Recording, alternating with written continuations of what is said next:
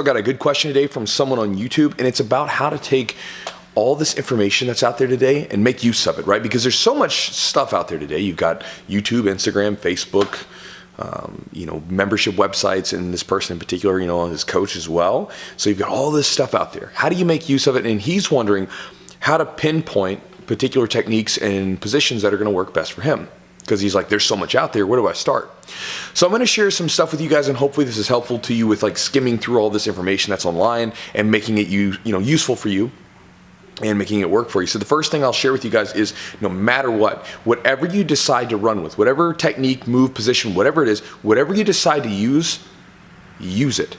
Because it's just information ultimately, right? It's like giving an overweight person a diet plan with the exact macros, the workouts, the food, everything that they need to do to lose weight and get the best shape of their life. It's like giving them this plan and then they don't use it, right? If you go online and you're scouring and looking at techniques and going, oh, that looks cool, but you don't ever use it, you're just out there like messing around and you're not doing anything with it, right? So if you decide that you are going to run with this technique, run with it, make it yours. At least stick with the technique for 3 to 4 weeks, because what'll end up happening is you'll find out either if the technique's going to work for you or it will cause you to grow in new positions or new areas of your game that you didn't think of.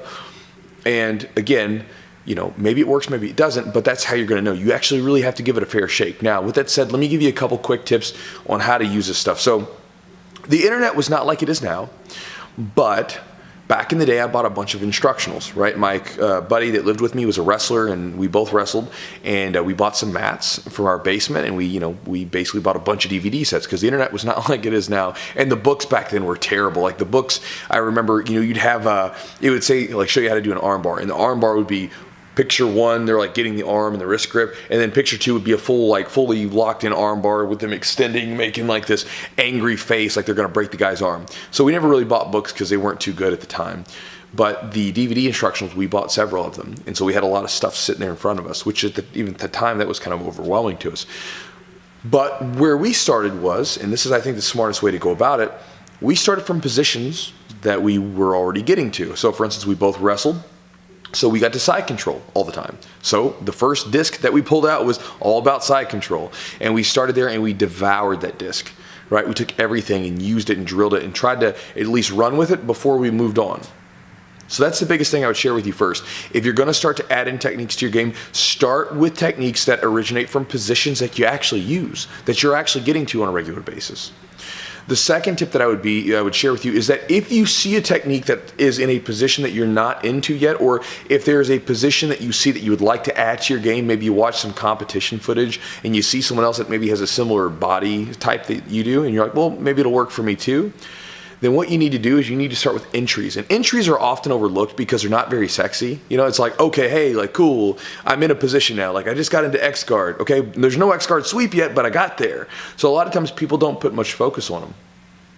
And so that's something you really need to focus on. So for instance, let's say that you've got a good full guard. It's a basic position for you, right? Everybody plays full guard at the beginning. So you got a good full guard, and you want to branch off and add in a butterfly guard. We'll say butterfly guard. Well, the first first order of business for you is going to be to drill entries into butterfly guard. Don't even worry about the sweeps yet. Just drill entries into butterfly guard. And then when you're rolling, you should be focused on trying to get to that position. And once you can get to the position reliably, like you're like, I can get there pretty consistently, then you add the sweeps in. Because then you're actually going to be adding sweeps and attacks from a position that you can actually get to, and then it's going to be meaningful, it's going to have some purpose. Whereas let's think of a flow chart, right? You got a circle here, here's your full guard, you got a circle over here, here's your butterfly guard sweeps you've been drilling, but you never drilled entries. They're not going to join together, so you've got two separated positions, two separated parts of your game that you need to bridge together, and so you do that with entries. So again, my thought process would be, if you're going to find some techniques, start with your positions first that you're already getting to, and then start with, if you want to add something new into your game, start with the entries into that position. Get there first, and then you can add the attacks in. And likewise, guys, again, consult your coach. There's so much stuff out there, and some of it's garbage. I mean, it just is. It is what it is. There's a lot of bullshit out there. So make sure that you speak with your coach and show them. We've all got these things, right? Everybody's got a camera phone or a smartphone. Come up to him and say, hey, coach, here's the move. What do you think about this? Is it good? And if they, if they think it's good, they might, like I do, I'll break it down with my students and kind of show them how to get into it to make sure it's set correctly. Or they might, just like I would, tell you, no, it's bullshit. Don't worry about that. Just move on to something else. So that's it. That's all I got. Hope that helps you guys. I'll talk to you guys next time.